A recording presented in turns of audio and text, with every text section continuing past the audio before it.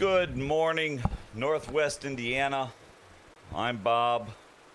Brent's somewhere. Lynette's working the controls. 219-845-1100. It's Open Line Friday here on WJOB 1230 AM, 104.7 FM in beautiful Hammond, Indiana. Streaming live on the YouTubes everywhere. We can take a look at traffic. And as much as you all know how much I love doing traffic is nice and light everywhere.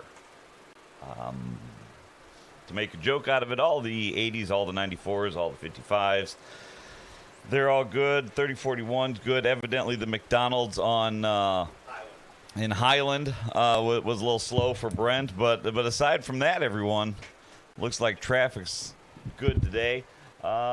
Lynette, our Hammond's own Tom Skilling. How's the weather look? Good morning, everyone. Today we're at 78 degrees with highs of 88 and lows of 73. It's going to be partly sunny and humid. An afternoon thunderstorm and smoke will lead to poor air quality in the morning, and there can be ponding on the roadways in the afternoon. And tomorrow on Saturday, we'll be having highs of 88 and lows of 66. It's going to be uncomfortably humid with sun and some clouds.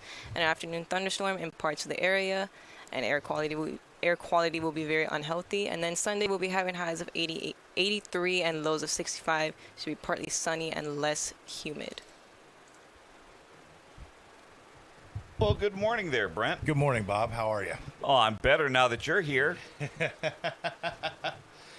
You know, it's interesting walking in this morning, and it is actually hotter in the studio than it is in the kitchen at Doc's. Well, and we've got, let's see, a griddle, 3 fryers. We have a griddle here in the studio? It would be cooler if we did. Maybe instead of AC, we could just get a hood and suck the heat out. Oh. That's, So I got here unusually late today. I know you're like, I guess it was the years of training I did with Kuziak, where we would just kind of converge in the parking lot at 5:59, sometimes 6:10. Back in the old days when I didn't have access to the studio, there was like one key. And then maybe our producer. There's still one key. I just stole it. Maybe our producer would be late, and we might not go on till 6:10. So I'm trying to get in I was actually up at about 4:30, checking up on all of the news. I was at work and missed the president's big speech, which apparently no one covered, and Fox immediately disavowed what he said. So I was... Fox is like, we cannot prove this. We do not stand by these words. Please do not sue us for $787 million. So, okay, you're the one Sorry, for those of you watching, I'm attempting to, I don't know, I leave here for a week and someone jacks up all the cables here in the studio. So I'm getting ready for the makeup day from our Summerfest. So tonight, if you're looking for something to do, come on out to the Parkside Pavilion on Central Park, right off Calumet Avenue in Dyer. We're going to have the Morning Glories, the Verve Pipe, some food vendors, a beer garden, a bunch of fireworks. It's our... You are going to shoot the fireworks? Yeah, we are. Okay. We are doing fireworks tonight. Be Damned Canadian Hot Box. So we're going to have some fun with that. So I'm getting ready for that, working on the lights. My guess is Chuck was probably up there past midnight getting all the lights situated, ready to go. I missed the entire presidential thing, and I went home, went most to bed. Of America did. I just read about it on Twitter later. I was surprised when I had an alert on my phone that said ABC and NBC. I think those were the two that said we're not going to air this. I don't think anybody did. And so my question is, was it an official presidential address, or was it just him? Interesting. So I read an article about this. So the networks typically don't cover presidential addresses if they deem them political in nature and not like this is major news. Yeah. They likened it to it was compared to Obama. They didn't cover Obama when he gave the speech announcing Obamacare or whatever. You know, said we got it. So it's not an unprecedented thing. Obviously, I thought, you know, the Republicans' response to it was pretty good for the most part. I mean, you know, John Thune was like, yeah, we're not really worried about 2020. We're trying to win 2026. Yeah. So, but, you know, it's what matters to the president because we elected him. That's right. He's our Collectively, guy. He's our president. He's your president. You know, and I sat on this, not in this studio, but in the other studio the day after the election, and Dave Kuziak and I both were in agreement. It is this is what we voted for, and this is what we're going to get. So, you heard it here, folks. The intellectual minds of Northwest Indiana. Brent and Coos. Yeah. But man, these fires are really bad. I know. I one of my favorite places in the United States is the Boundary Waters canoe area, and it is just burning up. And it's I follow the U.S. Fish and Wildlife or the Parks Department, whoever it was. Are you familiar with the Boundary Waters? No, I'm not. So it's the Boundary Waters Voyageurs National Park is on the border between Minnesota and Canada. Okay. And it is one of the most remote places in the eastern half of the lower 48. It's not in any, there's no airline traffic pattern. I mean, when you go out there, you're alone. It's been many years since I was there, but like you're out of communication. There's no cell phone service. There's nothing like that. And it's a million lakes, and you canoe. It's a very popular canoe area. You have to portage your canoe, carry your canoe and your stuff between lakes. And they had 8 teams. I believe it was 16 guys, 2 rangers in each canoe, paddling this million-acre thing to let people know to get out, because there's no way to get in touch with people. I mean, unless they had a sat phone. But when you go camp there, you have to file a route plan. You have to make a reservation, file a route plan, so they know. Find you. Well, there's designated campsites because of all the bears. Yeah. So there's The Hammond Bears. the Hammond Bears. You know, they know roughly where you are, which body of water. They can figure out how long you've been gone. They don't know exactly which campsite you might be at, but it's going to be a tremendous loss for that forest and beautiful place in the United States. And then you know, on the Canadian side, it's just they're out of control. I mean, and somebody's like, why aren't they doing a better job fighting it? And then I saw a map of like, here's where the forest is, and here's where the people are. There's no people there to fight the fire.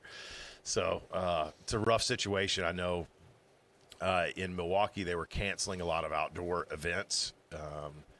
And I saw at one point yesterday, Marquette, Michigan, up there in the UP, had the worst air quality on the globe. Yeah. I think the scale goes up to 300, and theirs was 700 and something. So off the scale. So I'm sure there'll be some relief. We had a couple folks reach out online asking, so hey, you know, Dyer, are you going to still do the fireworks tonight? Are you still, you know, what's your plan? And at some point this afternoon, there's going to be a little shower. We're hoping that takes some of the blah out of the air. It's an official term, but we're gonna continue on with it. Going to tell people to use their discretion. If you have some health concerns and 90 degrees and the air quality is a concern to you, you know, use your discretion. That's all I got on that. 219-845-1100. Give us a call, because if you don't, it's just Brent and I talking about the Fish and Wildlife social media page that he follows. What about the boat guy? I'm sending it to Adriana right now. I just that checked in. would be odd because Lynette's in today. Oh shoot! I need that's what happens when you come in 3 minutes late. Well, I didn't get my coffee. That's the problem. When we get off the air, I need your email address, Lynette, and I'll send you this link. So the guy we mentioned him last week, Robert Ewens, the Ageless Wanderer on all your socials. He left Mobile, Alabama, Mobile Bay on Wednesday morning at 10 a.m. in, I believe, an 18-foot, might be a 20-foot John boat, and he's completing the Great Loop. He's doing it for record time. If you're not unfamiliar, the Great Loop is kind of a circumnavigation of the eastern half of the United States. You could go via the intercoastal waterways or offshore up the East Coast, through up the Hudson River, through the, I believe it's the St. Lawrence Seaway, through the Great Lakes, down through Chicago. I think you take the, you hit the Mississippi for a little bit, and then around St. Louis-ish or somewhere there's some mid-south. You can go the Mississippi the whole way, but most people who complete this don't, because south of some point the Mississippi becomes basically just barge traffic, and it's a little bit more dangerous. But you jog over and you hit the Tennessee-Tom Bigby Waterway. You go down through Tennessee and Alabama, but it's a big thing. People do it in boats, but this guy is in his 70s and doing it in a John boat. And he left Mobile Wednesday at 10 in the morning, and as of right now, he is offshore in the Atlantic Ocean just outside of Washington, D.C.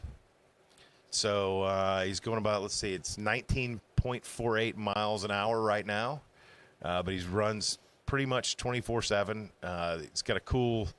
when we get to a break, I'm going to have them put the tracker. He has a Garmin thing you can log in, and it shows his, updates his track. And it's a pretty amazing, if you've ever been on a boat, if you've ever been in the ocean, or you've been in a pond in a John boat, this is quite a thing. I mean, he crossed the Gulf of Mexico from about Apalachicola, Florida, down to Lake Okeechobee, where you can cut across, like Cape Coral, I think, where you can cut across cut off the southern tip of Florida. You go kind of come out at Port St. Lucie. They have a system of locks in Lake Okeechobee that prevents you from going around the very bottom of Florida. But pretty interesting story. I've talked to several people with boats, and we're going to see how his progress goes. But in his route was planned to go down the east shore of Lake Michigan and about New Buffalo, Michigan City. I couldn't tell exactly from the picture he posted, but he'll take off and shoot across to Chicago, go into the Chicago River and down the Ship Canal into the river system. And we are diligently working to, if it pans out, yes, we will be for on a boat broadcasting live, the first ever in the 100 and how many years? 102-year history, something like that. We're going to do a live. I think I've got some boats lined up. You're going to work on the tech. I know you got once you get through this show tonight. Yeah, but it may be possible for us to do the first ever live remote on WJOB from the middle of Lake Michigan as we watch this guy go by and cheer him on a little bit. That's kind of my.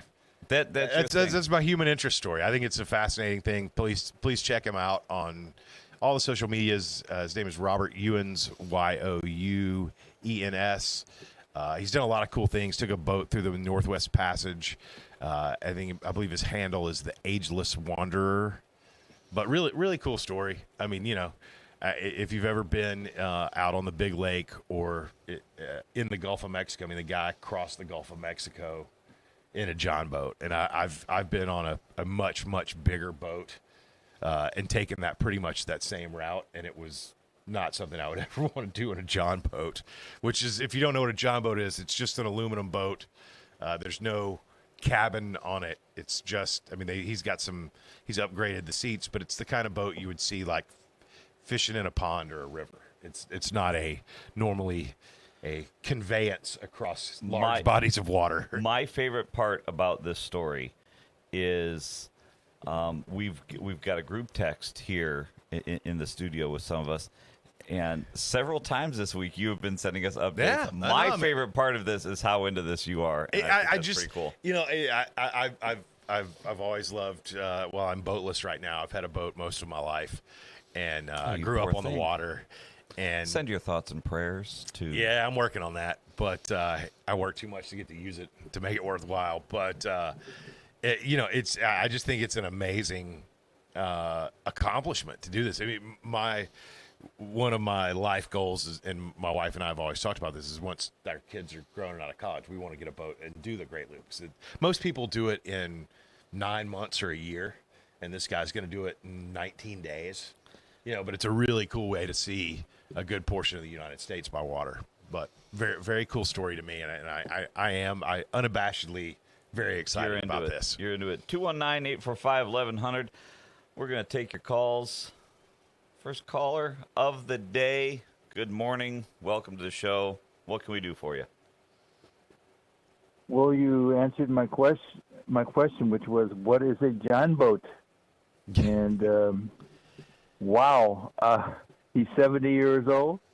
I think like 71, 72. Yeah, he's over 70. Yeah, he did it last. He's going to be in the Atlantic. Yeah, no, he has been in the Atlantic. So he goes in. He takes the intercoastal if it's too rough. But a lot of the intercoastal has no wake zones and speed zones. But he, from what I can tell, looking at his route, he pretty much was offshore, almost all the way definitely from Jacksonville, Florida, up to Washington D.C. He hasn't been inshore at all. He has been, between 2 and 20 miles offshore. It's a pretty. I mean, it's a really amazing thing. He did this last summer. That's how I found out about it. He set the speed record for the Great Loop. He did it in, I think, 19 days and 12 hours or something. But yeah, so the guy is it's just an amazing story. It's fun to watch.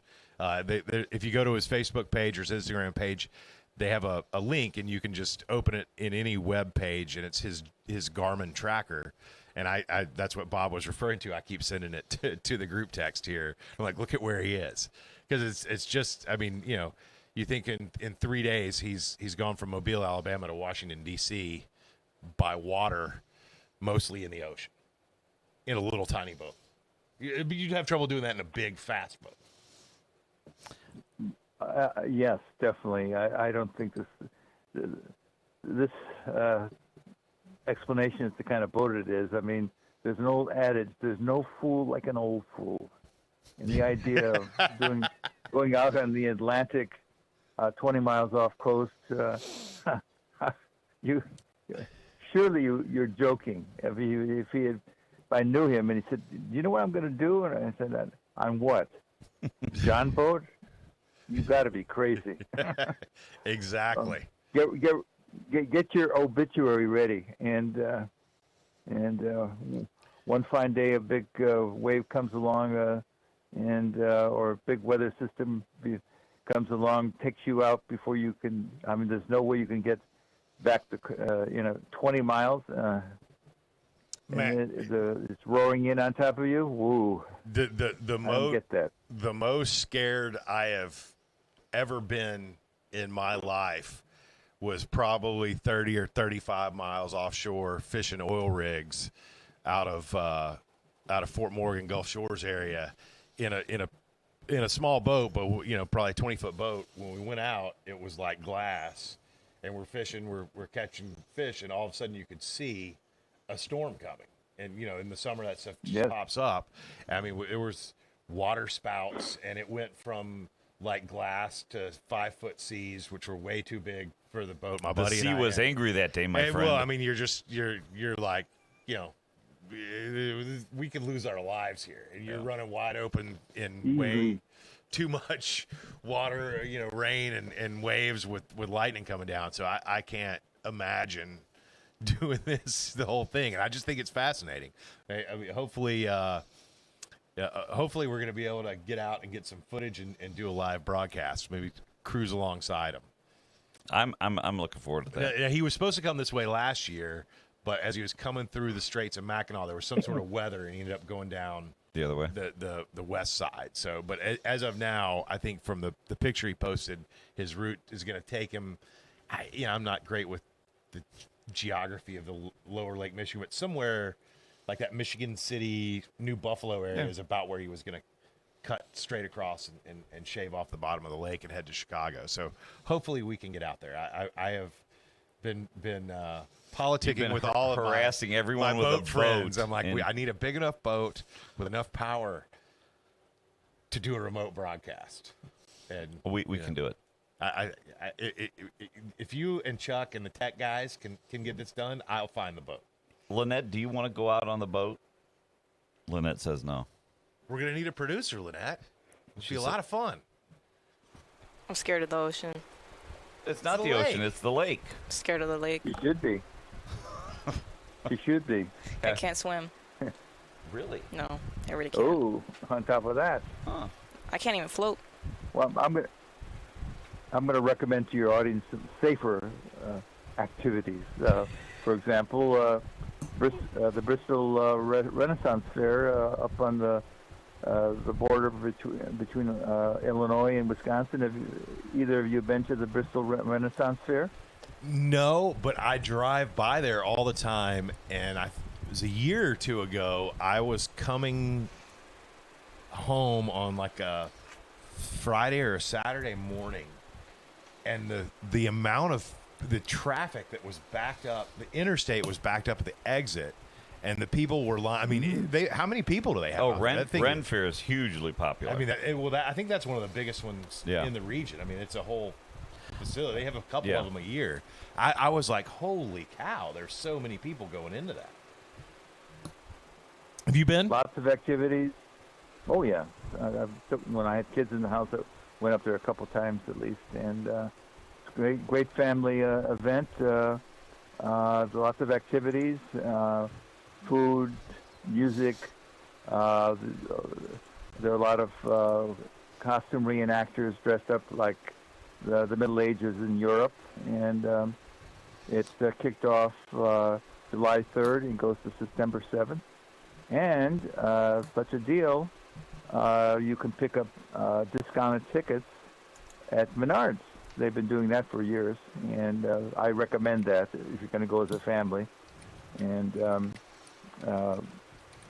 save some money so you can buy food and trinkets or whatever. But in any case, it's a great event, a great family event, and highly recommend it. And now if you don't want to drive that far, there's lots of stuff around here locally this weekend. Of course, the Festival of the Lakes in Hammond at the Wolf Lake. And then there's the big Greek church festival in Cherville that kicked off yesterday and goes through the Sunday, as does Festival of the Lakes. And then there's a wonderful the Griffith Art Festival that runs this weekend. Have either of you been to that? I haven't. I have not.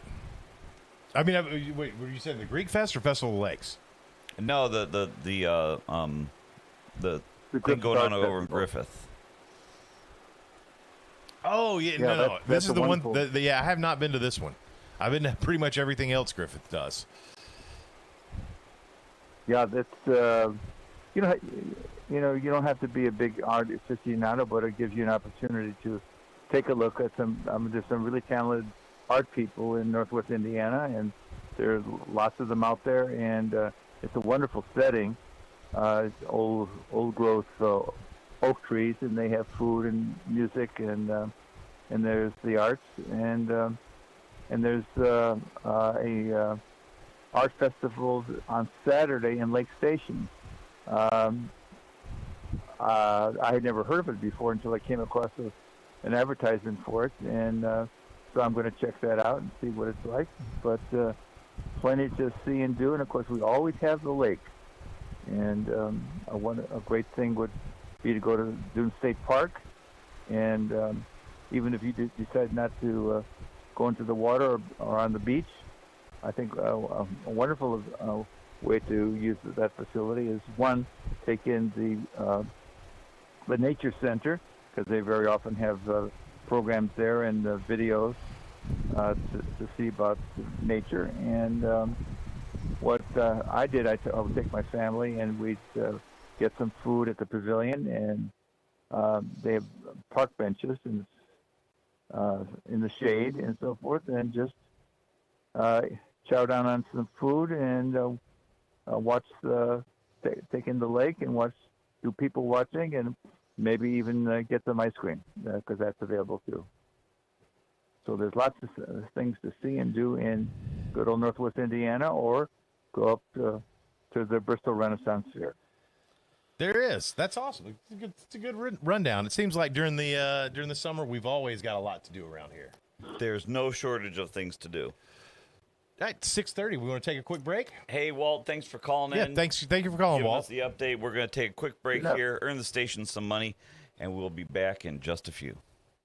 For over 100 years, Roofers Local 26 has been keeping Northwest Indiana dry and safe. Since 1919, our highly trained members have built a reputation for skills, safety, and reliability. With a 4-year apprenticeship and certifications in OSHA safety, first aid, and CPR, we deliver quality you can trust. When you need roofing done right, choose Roofers Local 26, protecting what matters most for over a century. For more information, visit www.roofers26.com. Introducing Powers Health, a health system with a new name and a strong legacy of caring for families in our community. One with a tradition of advanced specialized services and a vision for the future. One with a commitment to medical excellence and compassionate care. Everything we do, everything we believe, powers health. When your home needs help, the last thing you need is a faceless corporation or sales-driven franchise. At Myers Companies, we've been proudly local since 1951, born and raised right here in Northwest Indiana. We're family-owned and operated, built on trust, hard work, and integrity. And because we're family, we treat you like family. Your comfort and safety always come first. For HVAC, plumbing, and electrical done right, choose Myers Companies. Local, family-owned, here for your family. For a fast and friendly car wash, go to Easy Clean Car Wash. Open 7 days a week in 4 convenient locations: Highland, Griffith, Cherville, and Lansing. Free vacuuming, air freshener, and a towel with every wash. It's fast, safe, and gentle. For more information and hours of all our locations, visit myeasyclean.com. Also, see how you can wash your car daily with our $10 Ultimate Wash for only $19.99 per month. Give your car the best clean at Easy Clean Car Wash. Ogren Insurance, Hammond's oldest family-owned independent insurance agency, now in its 3rd generation, providing clients in the Chicago area with products from quality insurance companies to handle your every need. Regardless of driving history, Ogren Insurance can find the right coverage for you at competitive prices. To learn more about the insurance solutions and services we offer throughout Indiana, Illinois, and Michigan, call 219-933-0076 or visit our website, ogreninsurance.com. We're located at 6929 Homan Avenue in Hammond, Indiana. Do business locally with someone you know and trust. You think you guys are going to be able to pull out the Secretary of State thing? Well, that was a hard intro there. Are we on? Yeah, we're on. That was absolutely amazing. Yeah, I do. You don't have your earphones in. We're not on. I got mine in. I always do the one thing. Yeah, I will win. No political commentary on. I just saw there's an article in the paper that says Evan Bayh is leading the fundraising. Yeah, I mean they're always going to do that. Most of Bayh's money is coming from out of state. They'll flood the engine trying to do it, but 88 to the 90. When's the last time a Democrat won statewide elected office? Oh. You're not to the Texas level, but you're close, right? Yeah, getting there. I want to say it was the superintendent of public instruction. I don't know, late 20-teens, early 20-teens, maybe. In this century. This millennia, yes, it was. Max Engling's going to win.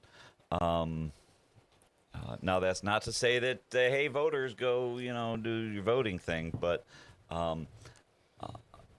yeah, and with Greg Ballard getting in as the... Who is he? There you go. So he just spent about $500,000 on ballot access. You need so many signatures to get in. A third party. He's calling it the Lincoln Party, and so he spent $500,000. Don't you guys have that copyrighted? You would think. He spent $500,000 to get ballot access, because if you're not one of the two major parties, you gotta. For his people to just light money on fire like that. Well, it wasn't his money. He got like $380,000 from some outside group who someone is lighting the money on fire. We won't know who that is until the financial report. Yeah, and for that one, that'll be pre-election, so sometime in October. But yeah, somebody's just. And he's not a spoiler. So he was the last Republican mayor for Indianapolis. Now, if you're a Republican mayor of Indianapolis, you're not too far to the right. You're more or less hey, I'm going to be fiscally conservative. I'm going to stay silent on the social issues. And that's how, I see him. He's in this article. Yeah. He's raised $850,000 since March, and he currently has $26,000 on hand. Yeah, well, so what he was doing is he was paying a company to go out and just get signatures. Yeah. I think at the end of the day, the signatures that he got versus what he paid, because you need tens of thousands. So he paid about $7 a signature. So, and you've got another libertarian candidate. Do you have any concerns that this Ballard guy, libertarian, or they're gonna? No. So is there enough? Is there enough split for Bai to get through? If you look at, because this is just a step for Bai, right? He wants to be governor or senator or something. Oh right? yeah. We elect Bai, and I'm right, wrong, or indifferent. I'll take off my own political hat for a second. Right, wrong, or indifferent.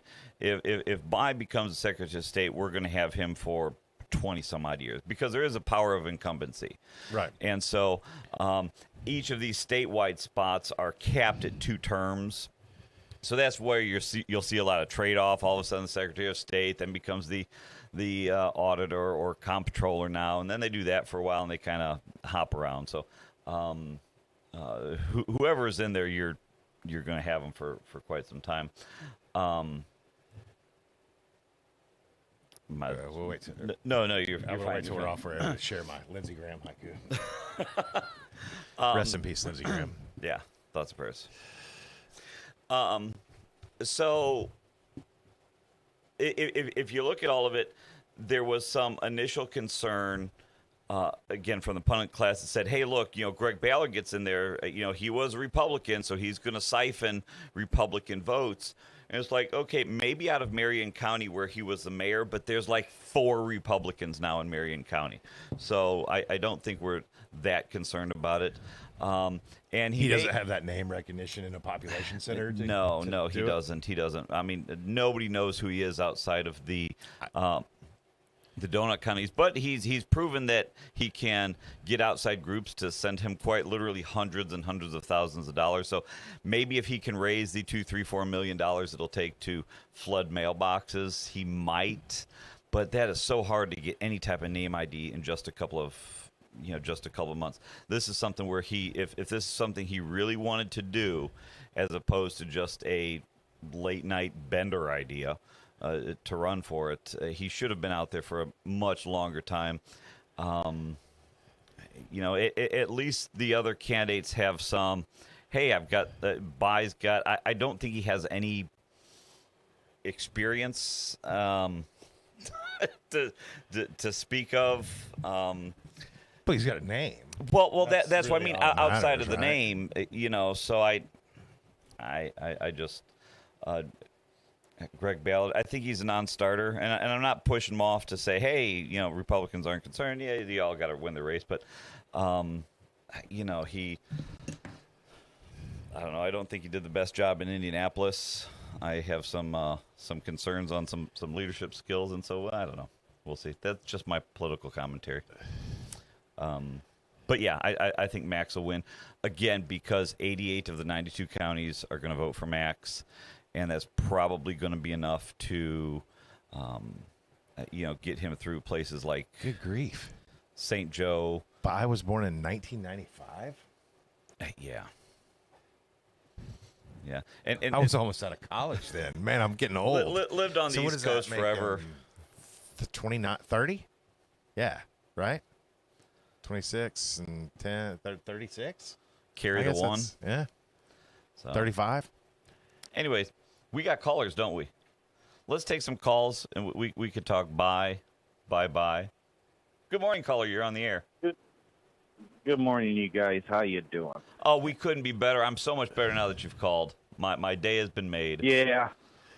Well, mine is too because my alarm, I had switched it for something different, and it was amazing. My dog must know that I got to get up and watch the show because all of a sudden she jumps on my chest, start lick. It's only an 8-pound dog, so it don't hurt. Jumps on my chest, start licking me, wake me up, and I looked at the TV and it said 6:02. I'm like, oh. So luckily, I put it on just as you guys start. I'm like, cool. So you guys started about the same time I did. You didn't miss much. Yeah. We have but big fans yesterday, in the canine community. Yes. It's amazing. Sometimes I see my dog sitting on the couch, and I'm sitting here. And certain things on the TV or something, she stares at that TV, And the way she lays at night when I'm laying on the couch, I think she watches. Because all week I've been watching my old favorite classic TV show. The Beverly Hillbillies. Hey, I was not too far off. No. My favorite old shows is the Beverly Hillbillies, Green Acres, and Petticoat Junction. I like those old shows. Oh man, now but yesterday was stuck in my head. Yesterday was a fun day because I was out in the heat for like 2.5 hours to record 1 minute and 15-second video, and I recorded the big boy coming back through Hammond, Indiana, and. Oh, did I miss it coming back through? Yeah, it came back. I got to see it the first time. It was a cool thing. You got is the video on your page, Mike? Give your page a plug. Yeah, it's on my page. Yeah, but interesting thing about it is when you have a camera on the ground, people always tend to get in your way, and you ask them nicely move out of the way, and then they don't. And there ain't a crowd there yesterday, but this stupid idiot's got to stand and think, thank God I have a drone. Because when I'm in the air shooting the video, nobody gets in my way. The video had to be done by luckily I recorded the sound from my drone. So I got all the sound of the train, of the blowing whistle. But there was a guy sitting next to me the whole time in this heat. We backed our cars up and opened our back hatches. We had some shade sitting there, but this older guy, I guess he worked for the railroad, didn't talk about none of the politics or problems or anything in this area. Just he was talking and telling me all the history about the old railroad. He worked for the railroad, and he was telling me all the stuff about trains and all this stuff. And I was almost going to ask him about the South Shore, and I thought, I don't want to ruin this nice conversation. And he's retired. Down in his basement, half of his basement is set up. He has these old railroad trains. Like, you ever go to the Museum of Science and Industry, seen that big train thing they got set up? Yeah, I love it. My innertism just gets all excited when I go there and see that. I love that. That's one of my favorite museums. He showed me a picture on his phone. His basement. Half of his basement is made up of mountains and trains and all that. It is just beautiful looking, but it was, even though the heat was there, I just enjoyed listening. I never brought up anything else, but I was just listening to him talking about the old trains and how the trains did this and did that and everything, and it was interesting, and I heard you say just before the break, make some money to cool the station. I just wonder how much longer until they're going to make the host pay so they can put an air conditioner in there. That's a good question. I tell you, it was so bad last week. I did a remote. It's hotter in here than it is in our kitchen. Yeah, and it's hot in my kitchen. Now we've only got 159 more days, and winter will be here. I'm excited. I'm already planning where I'm putting up the Christmas tree. Going to change some stuff around. Well, you know what? Now that they got that nice, wonderful band shelter in Dyer, you could probably now have a winter fest, right? Well, when's the outdoor skating rink coming, Bob? So we do have just a random thing with the outdoor skate. We have not had weather in the last few years, really, to make unless you're going go get some refrigeration units and stuff. We have a portable rink that we throw out. We convert one of the softball fields into a skate rink. But we do have the faux ice tiles to put down. And it'd be nice if you the band put some heaters in that band shelter, and have an outdoor concert in the winter and see how people dress to a concert in the wintertime. Now in the summertime, people dress differently. It'd be interesting. We're working on a few Wouldn't things. have to worry about I may have just purchased. I may have just purchased a pretty hefty FM transmitter to slap into the pavilion, so we can do a drive-in Christmas movies in the winter. Ooh. Yeah, I'm working on some. So yesterday morning before I left I had to make sure all my equipment was charged up, but I knew this smoke from Canada came in, and I knew it was real thick here by my house, so I hurried up and ran over to a field, took my drone up as high as I could go, and I did my 4 shots north, south, east, west, and I know where to position it to go towards Chicago, and I couldn't even see nothing of Lake Michigan. I mean, my videos of the smoke in this area, I mean, it was, like yesterday driving around, it was different, and I mean, because not yesterday morning, but that night when the sun went down, I was sitting outside in the chair trying to get some fresh air, and I'm smelling smoke like somebody's burning something around here. And I told my wife, she goes, yeah. That's when I heard on the news about Canada's smoke coming our way. Now, I'm not going to talk about politics, but I'm just curious. Is our current president going to charge Canada a tariff for letting the smoke come into our country?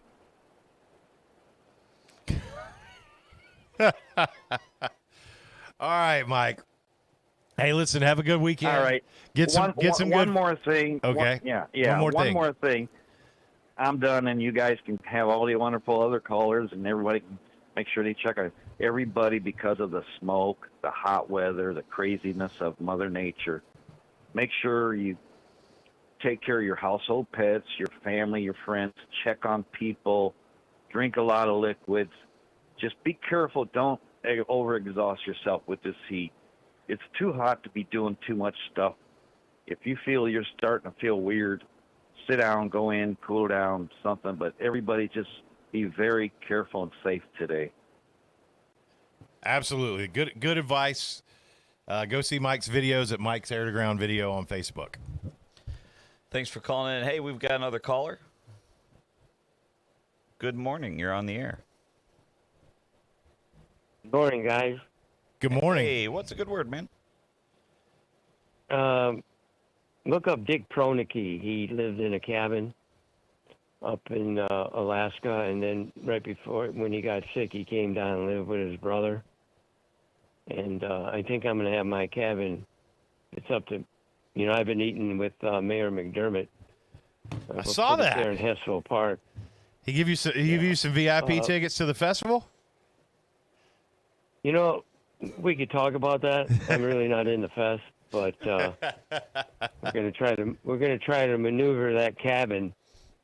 I'll be like the Dick Pronicki of Hammond.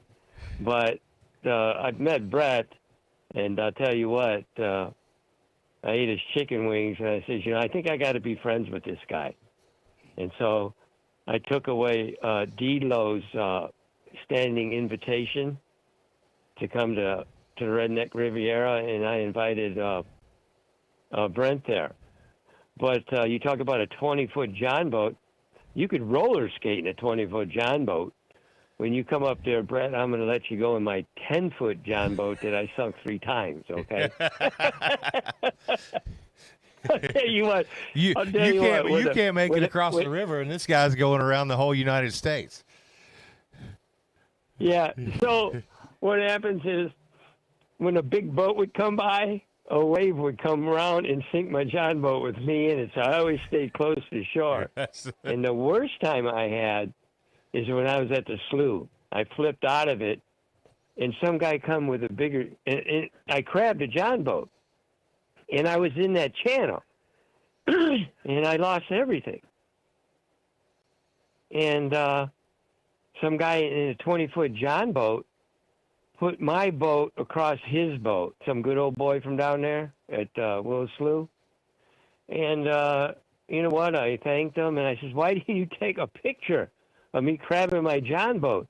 He says, you look pretty wore out. I was going to try to make a swim to the island there. And what kids should really learn, or the parents, is you should teach your kid how to swim. Because if I didn't know how to swim, Mr. Hunt from Morton High School taught me how to swim. And I'll tell you what, that came in handy because I never wore a life preserver. And that oar busted me in the head. My glasses flew off. And luckily, I just had enough to go back and swim and put my life preserver on and get onto the boat. But I want to tell about bear stories. Yeah, this is really something, these bears. You got bears all over the place. You sent me the pictures. I know. We were fishing up in the Chippewa National Forest. And this goes to, I tried to tell Oscar Martinez this, when that kid got lost over there, and that's a sad thing, at a motel right off the river. So we were going to fish for crappie in the night like we always do in the Chippewa National Forest. And you can't imagine how dark that is. We put in a 10-foot boat, and there's no boat dock, so we slipped that boat down in there, that 10-foot boat, and to get it out, we had a winch, and we tied it to my band and pulled it out of there. So we were pulling up, and the game warden stops me. I said, oh, man, what did I do? We ain't even fishing it, and he's stopping us. He's got this Native American with him. And the game warden tells us, he says, you can't fish tonight. I said, dang, what did I do? And my buddy, we look at each other. He says, we got a problem bear here. He says, we'll have him by the morning. And that Native American laughed. So he got a hold of one of the Native Americans to track this bear. And he had that bear in the morning. And from what I hear, that Native Americans can hear things that you can't. And the nearest house is like 2 miles away from the Chippewa National Forest, and he got that bear. Now, as you notice in my cabin there, I have bare windows. I especially paid more money for bare windows. And I carry a 40. I'm not trying to be a hard guy. I got a 44 Magnum strapped to my chest, and I got a 9mm. And that's just. And so what happens is. Loaded for bear, as they say. Yeah, this is true. You guys know that. You see me in that last picture strapped with a 44 mag. You know, what has happened is I was sleeping, and we have this drum. You see that drum I had that we were cooking on? And that drum is from a washing machine, and it's silver. So the stars actually, there's so many stars up there, and you see the North Dipper and the South Dipper, that they were shining off that drum. And I hear something growling, and I hear that drum getting beat to death, and it was a bear about 10 feet from my head. But, of course, he can't get into the cabin because I got bare windows.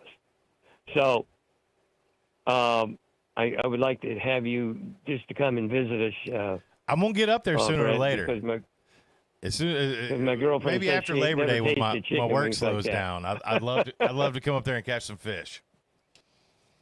Well, I'm going to have surgery right after. This is like the 15th surgery because somebody was lipping off to me at the Omni, and I had to do what I had to do. I just got my cast off. Let's put it in '82. I just got my cast off my hand riding dirt bike. You got more recent stories than '82. 1982. 1982. Let's go back to 1980. I was at the Omni. Hey, before we go back to 1982, I think we're going to take a quick break here.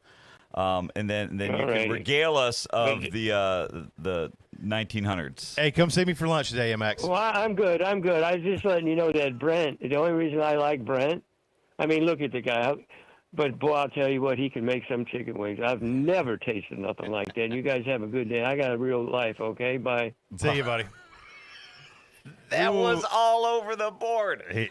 I like old Mid-Max. Yeah, He's my hey, buddy. he got some stories. So we got some callers on the line. We'll be right back. Quick break on the voice and face of the region, WJOB AM 1230.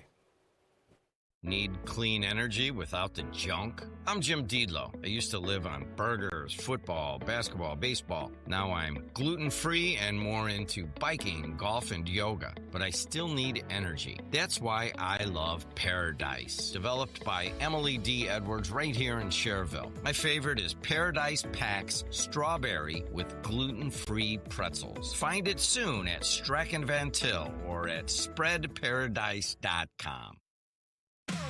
Fox Point bursts with free concerts throughout July. Our Wednesday night concert series features Hairbangers Ball, Hello Weekend, All-American Throwbacks, and Keith Jackson and the Triple Dose Band. Enjoy the Northwest Indiana Symphony Orchestra on Friday, July 17th, and come back for Marrakesh Express and Echoes of Pompeii on Friday, July 31st. Fox Point in Lansing, Illinois is just minutes from I-8094 and parking is free. Visit foxpoint.org for our full schedule. That's point with an E, foxpoint.org. The best just got better. Tech Credit Union is proud to celebrate being recognized with Best of the Region, Best CEO, and Best Banker. To celebrate, we're offering 3 special CD offers with rates up to 4.5% APY for a limited time. Visit techcu.org or stop by your nearest Tech Credit Union branch or call 800-276-8324 to learn more. Tech Credit Union, the better option for people and communities we serve. Member NCUA. Minimum deposit required. Offer subject to change. Visit techcu.org for complete details. IBEW Local 697 electrical contractors bring the highest standard of electrical work to Lake County homes, schools, and businesses.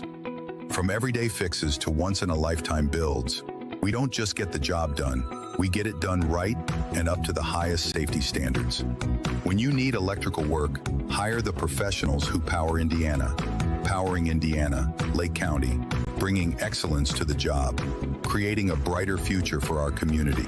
There's something for everyone at HealthLink's Community Health Fair. Join us Tuesday, July 28th from 3:30 to 5:30 at the Boys and Girls Club in East Chicago for no-cost adult health care screenings, free food, games, prizes, and family fun. No-cost wild child checkups and sports physicals will be available the week of the event at HealthLink East Chicago and HealthLink East Chicago Harbor West. If possible, insurance will be billed. Call HealthLink at 888-580-1060 extension 5401 or 5901 to schedule your child's no-cost appointment today.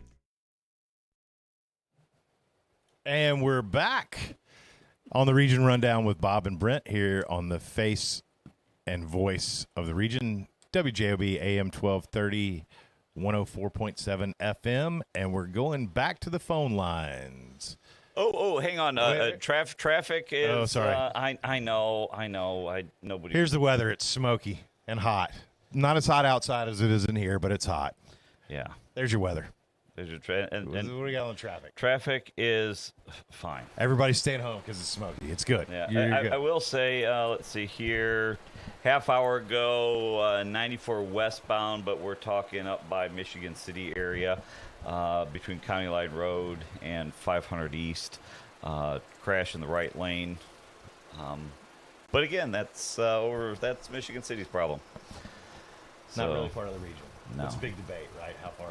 It is not. It is not. Those people who say, there are times I even refute. I mean, let's take it all the way to Fort Wayne, right? Well, I say that Porter County isn't even region half the time. I don't. Valpo, you're just different breed out there. Enjoy your popcorn fest, and that's it. Are you being like a region elitist? Yeah. Come on, Bob. That's not a good way to be. Yeah, but the region is a welcoming area. We're very inclusive. No, County Line Orchard is the end of it, and anything south of 2. All right, that's all I got. All right, we got a caller on. Go ahead. Good morning, caller. You're on the air. Hey, everyone. everyone. This is Larry Lujak with Little Tommy talking about animal stories. That's all right in line with that. That's before your time, isn't it, Brent? Larry is. Lujak? I don't remember that one. You know who Little Tommy? You remember who Little Tommy was? No. He was a sidekick that later ended up becoming the PA announcer at the United Center for the Bulls. Who was he? He was. That used to say, Michael Jordan. He was Little Tommy with Larry Lujak, and one of their best bits was, "This is Animal Stories with Larry Lujak." So that was an animal story where we got the bears coming in. Oh, yeah. And all that good stuff. There we go. So And we do have the bears. I'm an old coming in. guy. Quite literally. I'll tell you, the bears are coming in. When are they going to start breaking ground? Yeah, it's got to be coming up, right? Any day now. I don't know, because when we do a job and we sign to do a job and we say we're going to start next week, we start next week. When are they starting? I don't know I don't know if that particular contract has been Did signed. they sign the contract? Did they give a deposit, sign a contract, and give a start date? I don't think they're giving any No, deposit. but Jelly Roll mentioned it last night, so I think we're good. What more of a contract do you want? So as the great Bill Murray said in Caddyshack, I got that going for me.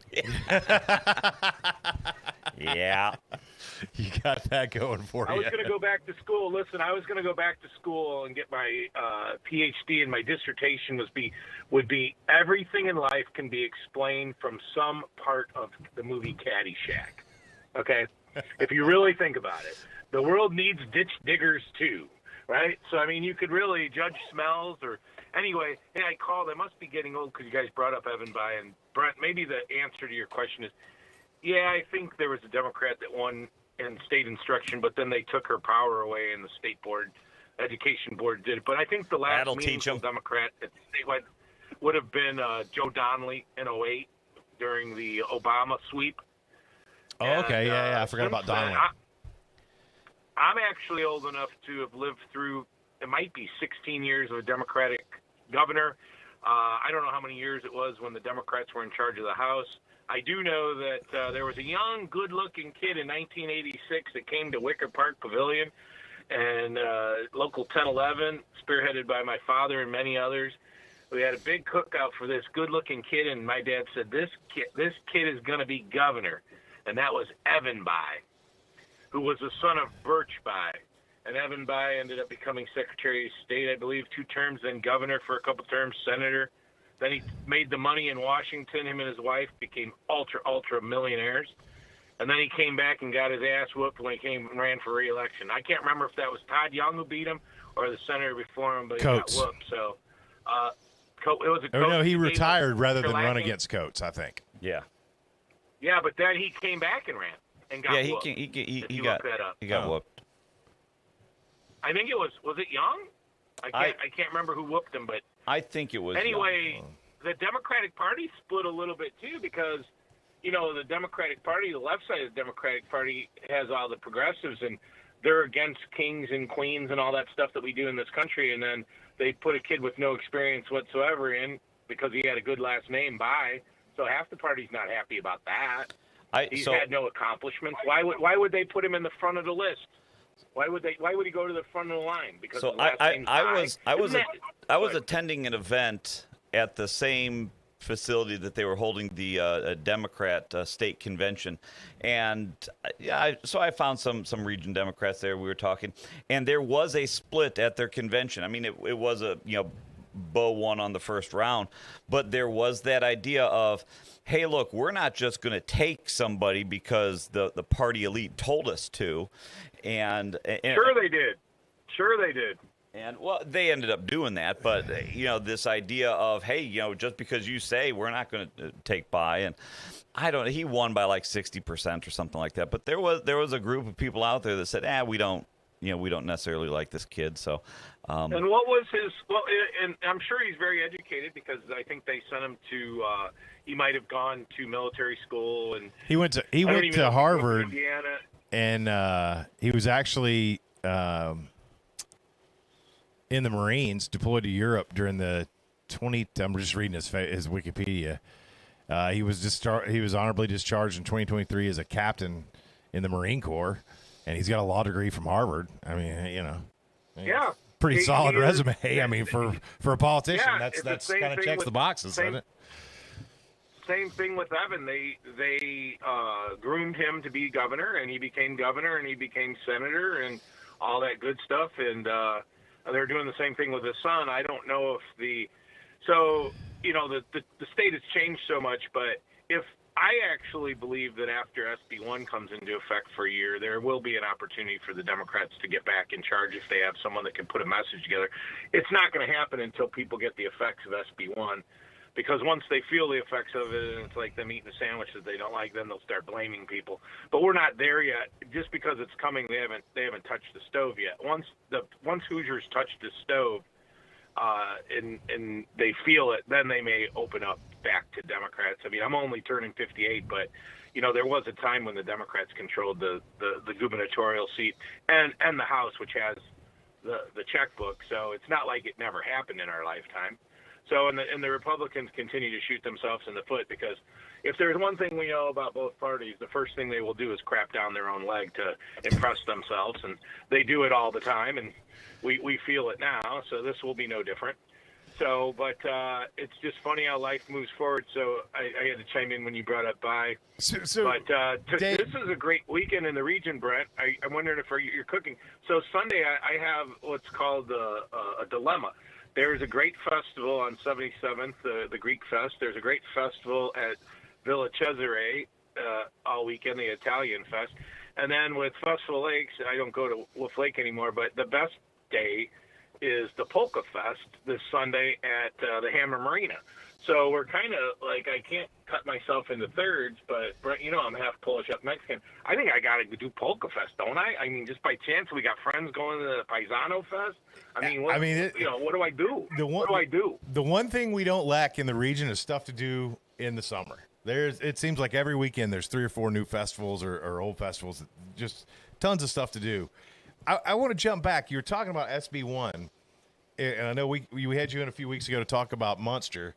I am curious what the Munster had a planning commission meeting, and they went ahead and passed kicked it over to the council to vote on the data center, right? So it looks like it wasn't to vote on the data center. What it was it's a step that if one were to come, head on over to St. George Greek Orthodox Church in so Cherville for Greek Fest. Go ahead. Sorry. They're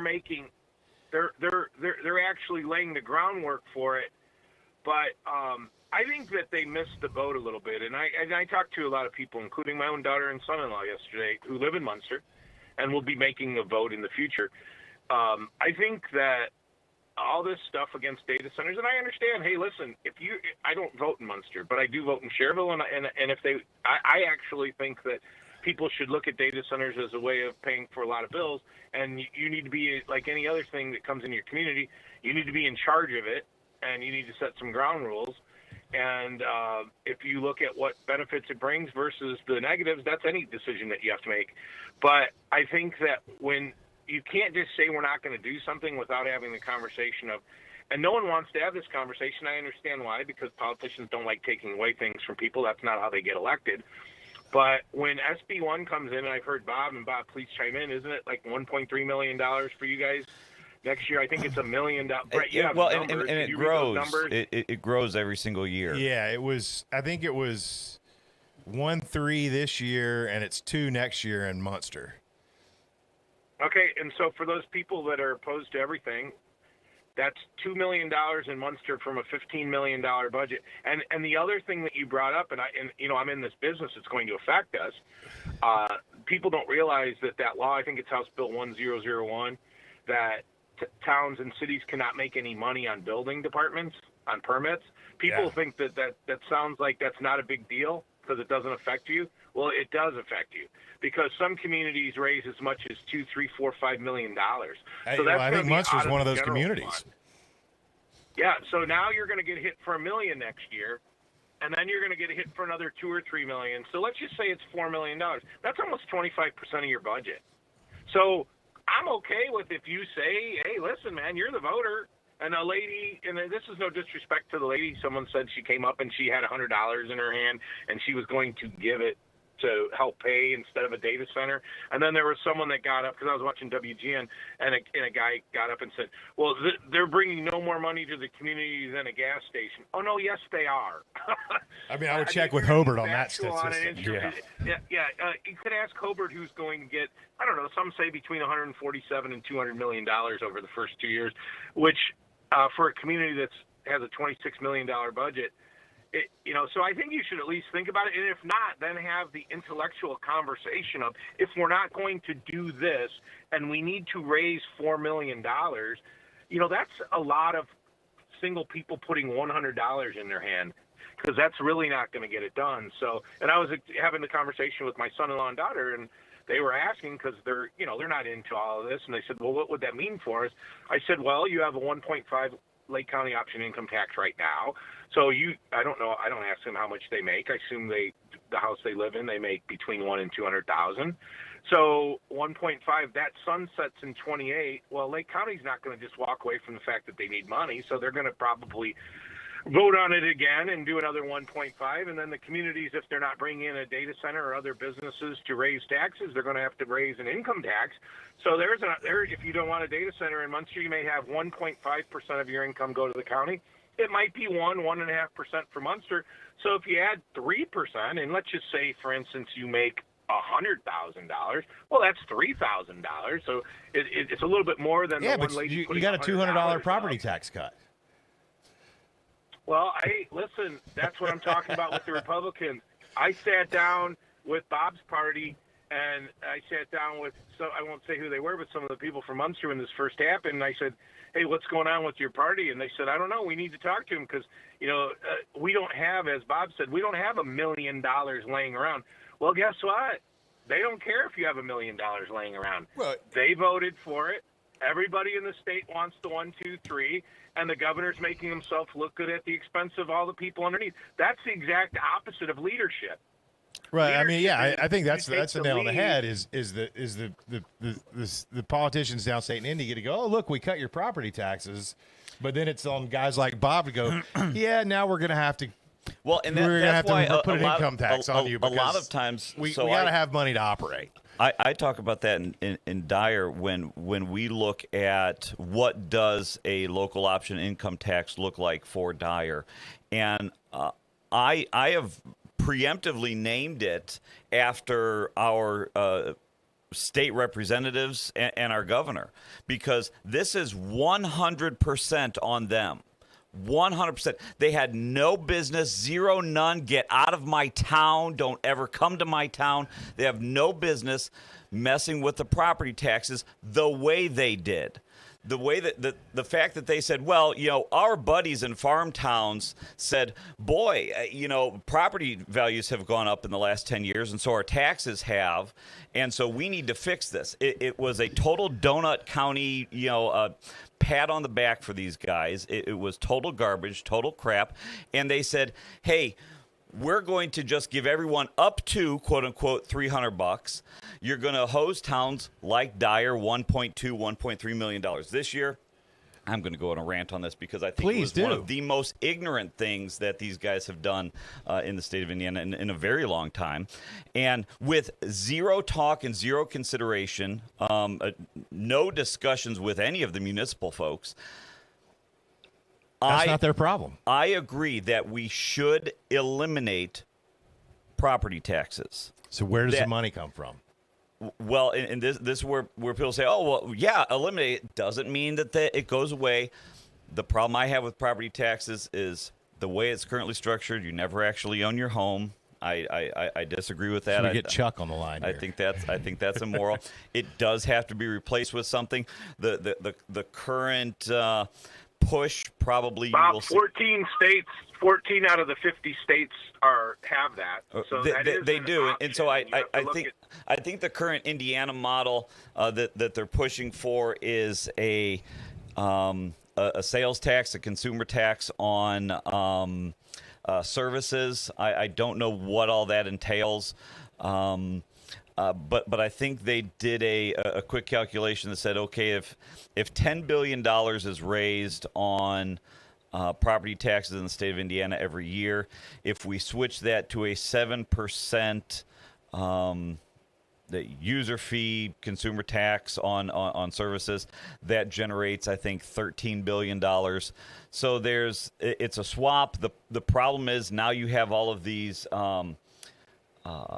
debt service bonds, TIF bonds out there that look out up to 10 years. So it's not a quick fix. But yes, this, however they do, as the 1.5 sunsets in 27, 28, and the counties and the municipalities decide what they're going to do, this is going to be a real impact for folks. And sometimes I've said... let me ask you a question. Yeah. I don't want to put you on the spot, but you're a Republican and a proud Republican, and I think, correct me if I'm wrong, is Dyer not 5 Republicans on the council? Correct. So, much like what's going on in Washington and what happened in the state of Indiana, when the people with more power just do it and tell you basically you have nothing to do, why wouldn't you guys pick up the phone to the Republican governorship and say, we're completely opposed to this? Why don't you pick up the phone to Hal Schlager and to everyone that represents you guys and say, we're completely opposed to this, and if you're not going to change it, then we're going to think about changing you? They wanted no conversation of that whatsoever. And I tell you, we did have some of that change. Now, on the face of it, it was, redistricting, we got to, but at the end of the day, it was, hey, there's a new movement in the Republican Party to get rid of these people who don't pay attention to the folks that elected them.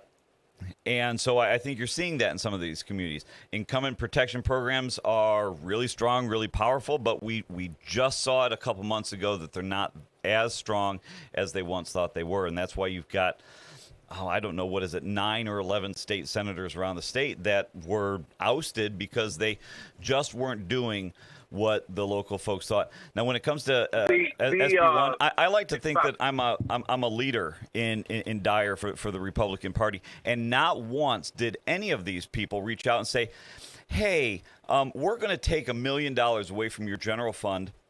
Because my response would have been, "Okay, well, let me do roll call at the police and fire department, and you pick out the guys that we got to fire." How about you do that? Well, the best part of that, the best part of that, Bob, is they didn't call you for that, but I guarantee you that the Republican Party will call you when it's time to get their full ticket elected. So they didn't call you when they wanted your viewpoint on how it was going to affect you and the people you represent, but they're going to hand you all the literature and tell you to do all this to get their party elected. And I just think, I've listened on these airwaves, and if you don't think that the Republican Party has gone so far right that there are people that call in and actually call Dan Durnell a rhino. Dan Durnell is the most conservative person that I know.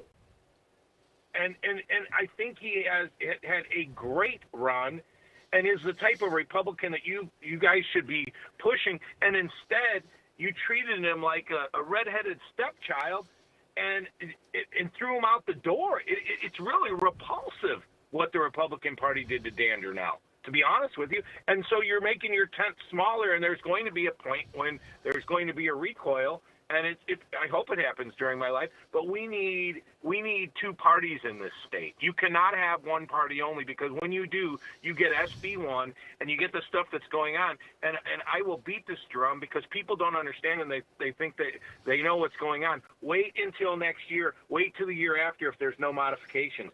You are going to take 25% of Munster's budget away? Well, but that's not possible. There's going to have to. 25% of. They've already made some concessions. They've already made some concessions on SB1. I would not be surprised if, to your point, they'll come back to the communities and they'll say, "Hey, push our literature out." Which I can say, the town of Dyer, even the Lake County Party made, grimace with this. No.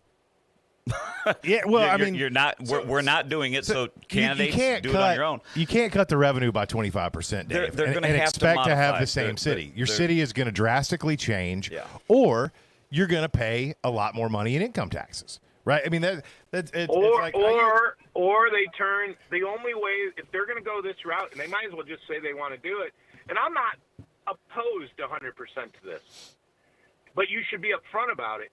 The largest savings that you would have to be able to cut 20 to 25%, you would have to go to what Indianapolis has gone to with their police department, which is basically it would be one Lake County Police Department. And people don't want that because they didn't even want 2 volunteer fire departments between Munster and Highland, which is very little savings at all.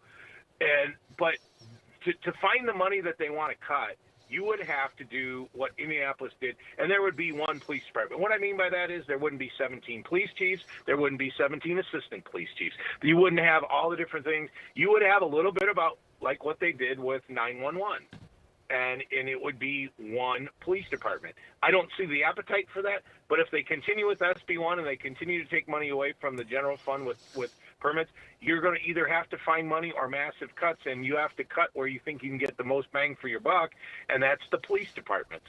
So I don't think people will be for it, but I think sometimes this is forced consolidation unless you're going to bring your own money. What the state did, and I'll leave you guys with this, and I appreciate the time you gave me. What the state did, whether you like it or not, is they gave a baseline standard of money that they're going to give for the cities to operate and for the schools to operate. And then if you want anything above and beyond, in the schools they gave you the opportunity to come with a referendum, which many communities have done. And then in the cities now they're going to say you can either bring more business in or you can have your own, which is a big thing because you could never do this before. It's basically home rule, your own income tax. And Bob, as an elected official, are you looking forward to going to your constituents and telling them you're going to take 1.5% of their hard-earned cash? We wouldn't go for the full 1.5. When we were not yet. When we were looking at it, well, SB1 gets bigger every year. Not yet. And that's the problem with this government creep. So right now, I think I could be off a little bit, but I think 0.5% is what gets us the return that we would get at the end of the SEA1 debacle. The hope is now. Here's the hope, and if I could be a team builder, I'd bring a coalition builder right now.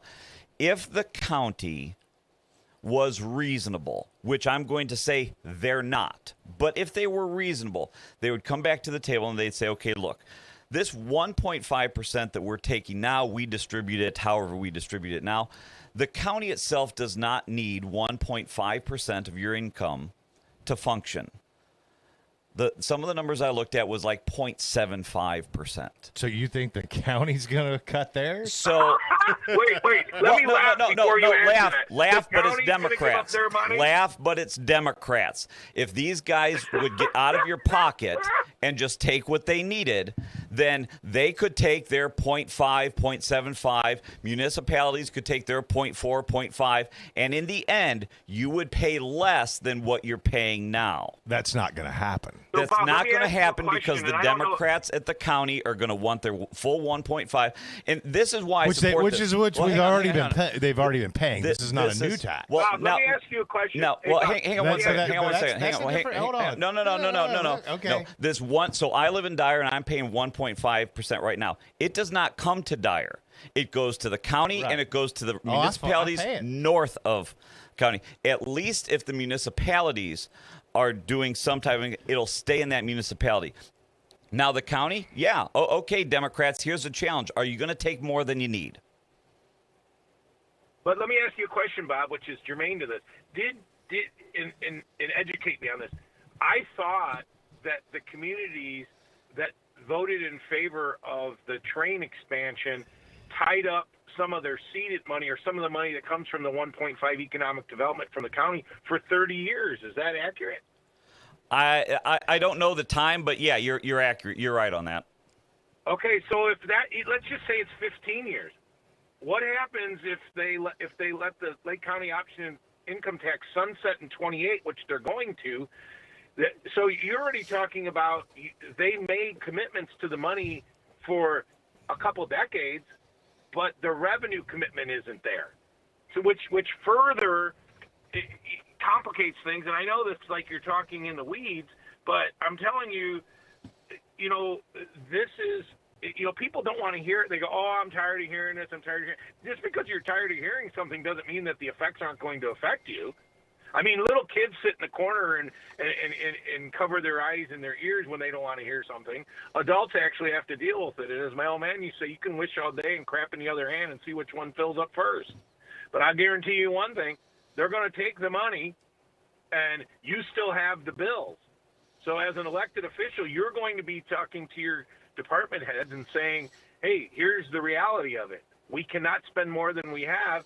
And if people are okay with that, that's fine. I hear people that call in every day here. They say they don't want anything else. They don't want it. Then, okay, don't take any taxes from them. But you're not going to have 50 police officers. You're not going to have all the things that you have. And I know that, people that call in that get their raises from their companies because they've earned them. But I guess, do your police and fire or teachers, or do any of those people get raises? Or are you guys set for the rest of your life? There's no more raises for you people. Yeah, I mean it goes back to what you were saying. Lake County should cut theirs. They're not going to. It's not going to happen, right? They should, but they won't. But I mean, so I'm just saying. Without SB1, your income tax would stay the same. But now, so I was talking to a guy. I'll leave you with this. It's inevitable. I was talking to a retired elected official, and listen, when you come into office, you want to do what's right for your community, but a lot of times you kind of want to have something that you did, right? Like you're going to have you did the amphitheater or the pavilion in Central Park, and I think that's awesome. And most people like that. The people that are running for office next year, they could sit there and tell you everything they're going to do about what they're bringing.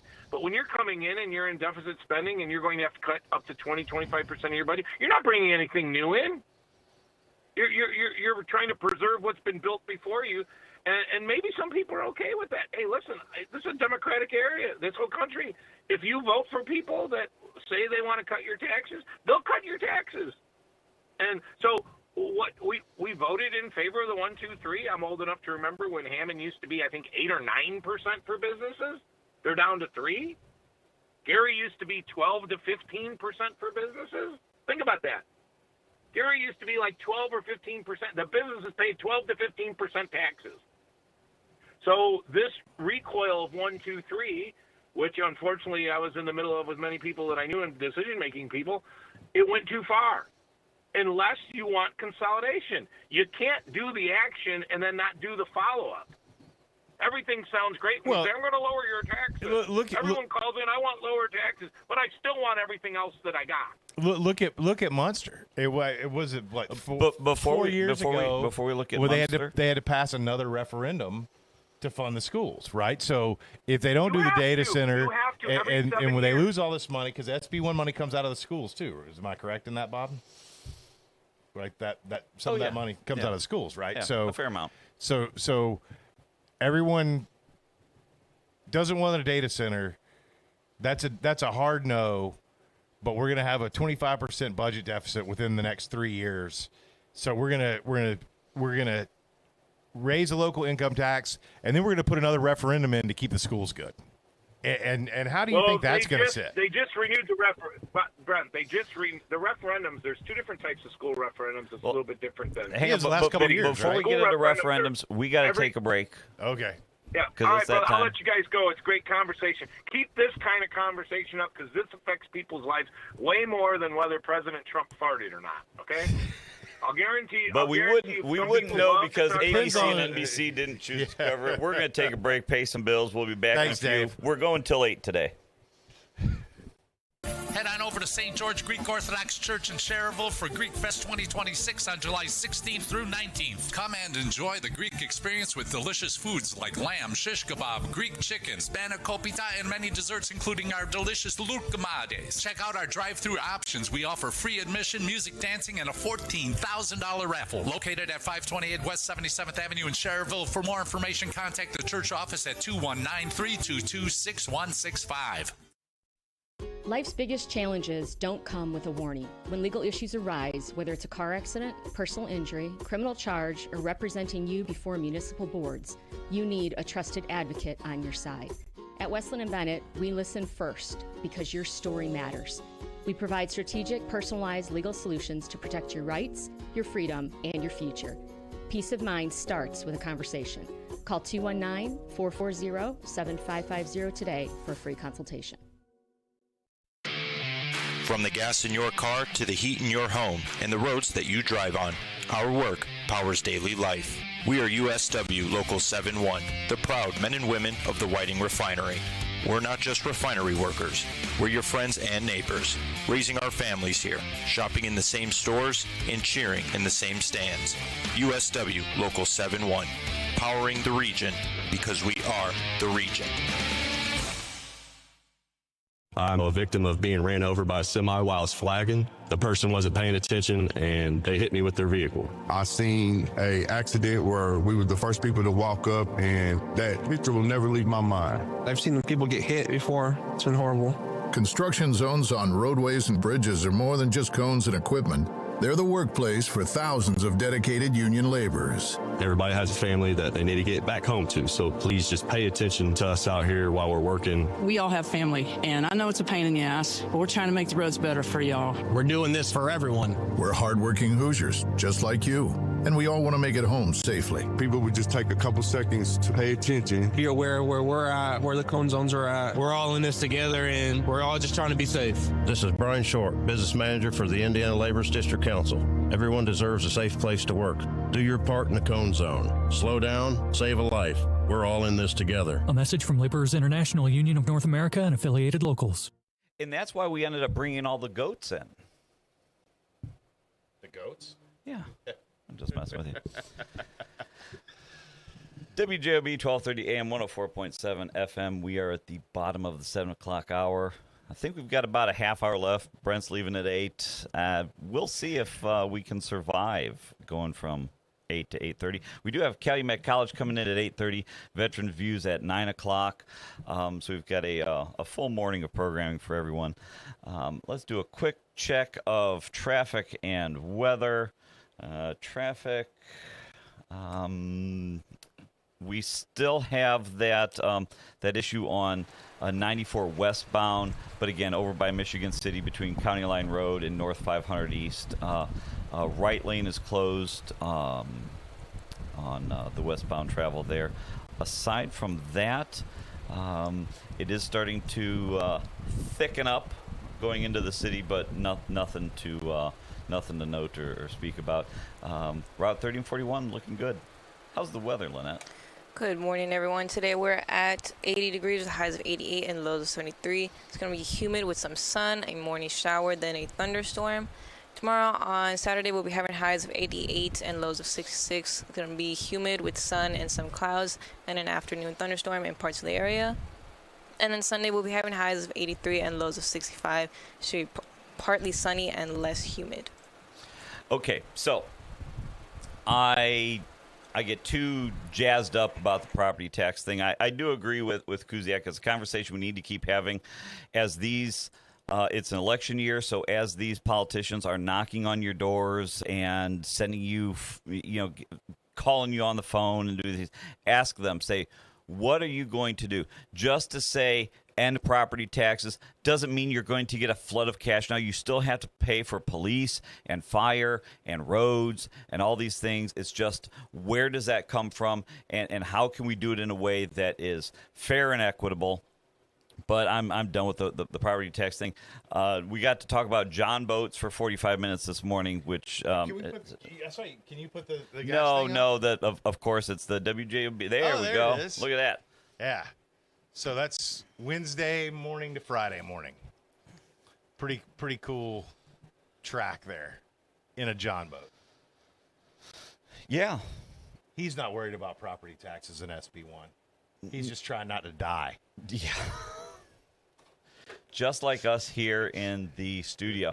So we've got 3 callers here, and I'll get to you in a second. After we get through these callers, what I'm interested in hearing about, just to see if anybody has any thoughts on this, the flock cameras. are really, really big in the news right now. All over the country, people are cutting them down. I saw one the other day. They cut a bunch down, and they were putting American flags on the chopped up poles. And it's like, So But these are cameras that are like license plate readers, but they also capture like your cell phone data and other metadata. Yes, So yes. like, So they so can know it's who's in the car. It when is goes the by. Big Brother. I want to say it's like LPR plus, where. So who owns them? Like, do you have them in Dyer? We do. So who We do. owns those? The town of Dyer? So Wait, there's a website. Right? several of ours that we have, the ones that we have are your traditional, 5-10-year-old technology of just LPRs. They're tracking plates, and I will defend using those to no end. We are a geographically challenged border community, and in order to keep Dyer residents safe from the riffraff that comes over from Illinois, it really does help. Do those? But that is store different the than data and feed it into the flock thing. Is that See, it's and capturing it all? that's where and it's going to that's a where central database. That's where the whole flock thing is different in that now they're doing facial recognition and adding HR to it. And maybe we can get an expert in to talk about this, because like with the license plate readers, it's like I can put in a license plate number of a car we're looking for, and it's going to ping me when it captures one. The difference with the flock camera is it's capturing not just the license plate, but other data, even pictures of your face and stuff, and it sucks up your cell phone data. It from what I understand, I'm not positive, but what I've read online, I don't know if I trust it. And then it's building a database. Right. So, I travel back and forth all the time. So, like, you could tell where I go by my iPass, right? Because you can see what time, they've used that in crimes for their iPass. Yeah. From here. This is like that on steroids, right? You're getting it every. Now, I've never bought the idea of, well, if you're doing nothing wrong, you don't have to worry about it. I don't care for that. But what I will say is the flock camera, and I'm perfectly open to being educated on this. What I'm interested in is there seems to be this selectivism about the flock cameras. Now, admittedly, we had one put up on Calumet Avenue. I saw it the other day. There's one right across the street from Doc's. Yes. Now, that one there, the county just put up. What is that? What are they? I mean, what? I didn't know anything about it, but that one there is on the northbound side of Calumet, just over the bridge. So maybe I know. I was looking at the map, and it's right by Doc's. From Doc's.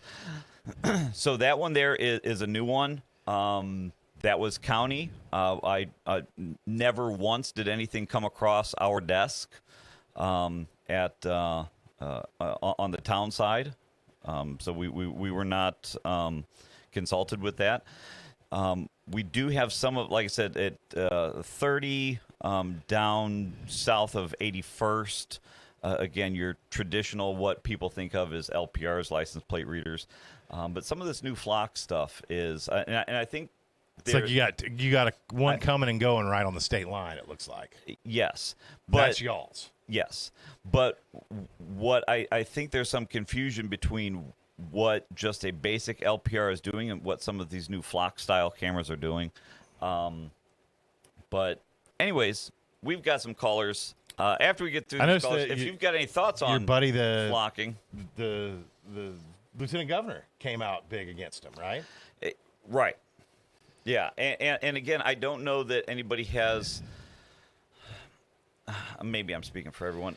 I don't know necessarily what the issue with an LPR. I'm not talking about the AI facial recognition, you driving and it can see you in the car. That's certainly creepy. I don't know that there's an expectation of privacy as you're driving down Calumet Avenue. I was talking to some folks on social media, and they said, well, because my argument was, look, if you're watching YouTube here, I'm holding my phone. This thing here tracks more than any camera on any. I mean, whatever you do, everybody complaining about it on social media is using a device that will is and does capture far more information. If anybody's got an Alexa Dot or the Google Home Pod or whatever they're called in your home, it's recording. Amazon says they record everything because they have to listen to a wake word. I've still never done that. But that's your car. If you've got Sirius radio in your car, they know exactly where you're at all times. So that's why I say it seems somewhat selective from the. I guess the privacy difference crowd. would be that you're making the choice to use the phone. Yes. Whereas if I'm just walking down the street without a phone, this thing still knows where I am. Right. And so that's where I don't know if there's. It would be interesting to see if the same people, and we've seen this in Munster, there's a huge anti-data center thing. It would seem like if you're anti-data center, you would be anti-flock camera because that's one of the things that, if you think about this camera in front, I mean, what's the traffic count on Calumet Avenue in Dyer by docks? I don't know, 35,000 cars maybe. So you got a camera that's recording 35,000 cars a day worth of data in this flock camera that's right by my restaurant. And then where does that go? It goes to a data center somewhere, right? And that's part of the reason. So it's almost like there was in the Munster Facebook page, there was a big somebody had said, hey, maybe we should look into these things. Maybe it's not that bad. Has anybody actually ever seen one and been there?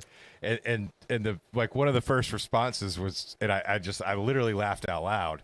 Somebody's like, well, according to ChatGPT, and I was like, wait a minute, hold up, you're using AI, you're using the beast to tell you what the beast is doing. I have. Just reading some of the comments on YouTube here. Some of y'all are right and some of y'all are wrong, but that's the beauty of the comment section on the YouTubes. In one way, I'm grateful that Dyer, we don't really have any property, any space left for a data center, so I can kind of turn that off in my brain. But I do like the idea of I'd like to go see one. Not a brand new one that they just got done with. I'd like to see one that if it's been established for 18 months or so, I'd love to see what that looks like. I read a Facebook post by the mayor of Portage, was it Austin, Bonta, and because they were trying, basically he's trying to get into their zoning. They're trying to codify it to where it can and can't go, right? Because he said basically underneath the current rules, there's several different, light industrial, all these different areas where you could potentially put one, and they can't just deny it if it meets the rules. Right. But he said you could do a special. They have had variance, one for like 3 years at the Ameriplex, and it backs up to a residential neighborhood. And he said he took one of their biggest critics. He said, "Let me drive you out there, and we'll go walk around this thing." And no one knew it was there. Yeah. So you see this stuff on it's a hum, it's this, it's that. But then you got a guy that I would trust saying, "Look, we've had one here for 3 years, and no one knew what it was." Yeah. So if that was the case in Munster, if you could put it over there and it didn't have these bad things. I mean, the argument about using water and power is a fallacy, right? We already pay the highest power rates in the nation. If they don't build one in Munster, they're going to build it in Porter, or they're going to build it in Fort Wayne, or they're going to build it out in the sticks somewhere. It's not going to affect your utility rates one way or another. That's my thought. I mean, we're already paying through the nose. So what it's not, and I think they have to get approval from NIPSCO that says we have the ability to handle this, right? Oh, right, yeah. It's not like NIPSCO's charging us out the yin yang because they're short on power, right? They got the power. It's just we have a bad regulatory body, and that's a whole different conversation. But if the concerns were alleviated, and I think the biggest one is like the noise, right? Like they make noise. Oh yeah. But apparently that's there's some that do, and they're older, but like this one imported several years old. No, it doesn't make any noise. And I wonder if it's the technology inside that makes the hum, or if it's hey, this is really loud. Yeah, when the power goes out and their 40 diesel generators kick on, yeah, that's probably going to be annoying. Yeah. But anyways, I said because the power never goes out in Northwest Indiana. Never. I said a few minutes ago we'd take the calls, and I just kept yammering. So let's go ahead and take the calls. Good morning, caller. You are on the air. Good morning, gentlemen. I am an elected member here in Northwest India, Bob's party, but I wanted to mention first, Brent, I love your brisket, but I really love the stuff you did in your early days, Northwest India, when I heard MX talking about being at the Willow Slough and you used to have your chef's dinner a few miles east of there. I just really enjoy your work, and since I live in farm country, a little south of 2, I don't get the docks as often as I like. Well, thank you very much for saying that. I really appreciate it. Thanks a lot. Bob, and one thing I would like to say, as an elected member of the same party as you, how's it going? And you're right about our General Assembly hurting all of us with, yes, they cut our property taxes, but at the municipal and county level, it's going to create some hardships. But, yeah, keep in mind, some communities, there's a community who just made a better deal than Hobart did on a data center where they're guaranteed at least $324 million over the next 10 years, even if the General Assembly changes the rules of the game, and going to be over $400 million for the lifetime of that project. Because it's a $7 to $8 billion project out there by the Schaefer plant out in Wheatfield. So basically, they can put the data center where they can just plug directly into it, right? And that was a hard thing you had to deal with, people saying how much water it's going to use. Actually, they claim they're going to use 7 to 8 million gallons a year, which is less than, it's going to come straight out of that river that's by there. Use the same exact. And I hate to one. I'll just interrupt for a second. That sounds like for the lay folk out there, and I'm not saying anything. When you hear 7-8 million gallons, it's like, oh my gosh, that's just a lot of money, or a lot of water. It's really not. When you're looking at a municipal scale usage, 7-8 million gallons is not a lot of water. It sounds like a lot, but if that's what they're saying they're going to use a year, that's not bad. Golf courses use 90 to 100 million gallons a year. Yeah. People don't think about that. But we use in Dyer on a peak heat day. Shortly before we say, hey, guys, don't, water your lawns, and maybe one of my guys will correct me, we're maybe 1.5, 1.6 million gallons a day, for the town. So if you're taking 7-8 million and you're spreading it over a year, I mean, it's so that's a rounding error for some municipalities. Sorry, I just want to put some context on that. There. So a few years ago, and it ended up not really happening, but the state of Wisconsin got fleeced. Scott Walker's probably causes some of his downfall, but Foxconn was this big Chinese company they're going to build a giant plant. It's still they developed it and sold it to somebody else after they got a massive amount of tax breaks, but they were going to build this big plant that was going to revolutionize southeast Wisconsin manufacturing and all these jobs and all this like $25 billion investment. And we gave them like gajillion dollars of tax cuts, and then they just took the money. Is this one sheet of water story or one sheet of paper story? They were going to use 7 million gallons a day.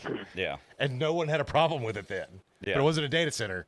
It was manufacturing computer screens. And and I think that I say the one sheet of water. I'm sorry, caller. We'll get back to the one sheet of paper. Because they were going to draw it from Lake Michigan, and there was one water concern about that. Was how much resources were we going to use? And I think they said, I'll Google this because I thought it was pretty cool. But it was like in a 10-year period, they would be taking the thickness of one sheet of paper off of the entire lake over like a 10-year period. Yeah. So again, when you're talking scale, it's not that bad. Sorry, caller. Hip. So the reason you guys have a great program today, what you sucked me in today was when you're talking about Greg Ballard. And obviously I remember Greg Ballard. One, I'm a Republican. Two, he was obviously mayor of Indianapolis. But this third party, when think about it, Bob, when our party gets way too right, and I think about 14 years ago, I don't know if you remember a guy by the name of Jim Wallace who grew up in Northwest Indiana. Yes. And he wanted to challenge Mike Pence before he ran. And getting names is hard across the state. So he was doing it without really paying anyone. And it was someone from here in Northwest Indiana who was powerful in our party. And I'll say allegedly because this man's a lawyer. He lives close to you, I believe. He was tossing out names off his ballot left and right. He did not get on, but they allowed Rick Santorum to go back out to get more names for his ballot when he's running for president. So Mike Pence went unopposed, and as a Republican, I think the only good thing he did was 3 lanes for I-65. But if you remember, Don Gregg would have beat Mike Pence if it was not for Donald Trump saving him. Because if you remember, Eric Holcomb became governor, but when Eric Holcomb ran for U.S. Senator in that primary, he was running third behind Todd Young. He got off. Right. They pushed the lieutenant governor, the lady, off, and she became the head of Ivy Tech. And then next thing you know, things change, and it's a weird world, and Eric Holcomb's our governor. I'm not saying Jim Wallace would have been a better governor than Mike Pence, but I think most anyone would have been, and I say that's a Republican, except for I-65. And by the way, when are they going to extend 3 lanes all the way through for our interstates? Well, that's another story. But my thing is, I think this third party's good because, quite frankly, we need to get rid of guys like Todd Rokita. And when you get guys too extreme on one side, let's be honest, Bob, you know that our current governor is not the most popular guy in the world within the party either. And then Micah Beckwith. You guys can love Micah Beckwith, but that is extreme right. And we need to get rid of extreme right just like we need to get rid of extreme left. So maybe a third party in Ballard, I think he's going to be on live streaming here in Northwest Indiana sometime this morning, if you know what I mean. So, but I do love your work, though, Brent. Thank you very much. I appreciate that. Come say hi. So the Jim Wallace story. Were you the man who helped him so much? Yeah, that was me. I even argued in front of the state election board when it came time to the ballot access when they claimed we were 14 votes shy out of Marion County. We found more than that number of discrepancies on their side. More than that number. I think I presented 18 or 20. Now the argument could have been, well, why didn't you present 100 or so? But we only needed 14, so we found 18 or 20 of our absolute best slam dunk cases. That look, when there's a human factor for some of this stuff, and hey, the signature didn't match. You can go back and showed where it matched or showed. Discrepancies in birth dates and explain those away in a real sense. And we did that, but there seemed to be a, you're right, it was Santorum, I think. They did not, McCain. They didn't want anyone to challenge. I think the time before, McCain was in the same spot where even if they didn't have, enough votes, Traditionally, they have favored ballot access. If you're and he told me. Go ahead. He told me, Bob, that Jim told me directly. I grew up with him, and he said, "This young guy, Bob, from the Dyer, is way more helpful to me than the team I paid for, who were helping him, who had been former Pence guys." And that's kind of funny. So, congratulations on that. This young guy, Bob. I appreciate that. Good job, Bob. And when we didn't get ballot access, I think about a week later, I went and worked for Pence for a number of years. But yeah, that was an interesting process to watch that. Now, what I don't think helped anyone is I think the next cycle or maybe the cycle after, Jim tried to get on with the Libertarian Party, but then they wanted something else. Libertarian Party, Chuck, if you're listening, I love you guys. You're great, but I don't know. You got to kind of get your stuff together. He did, and he lost there. Yeah.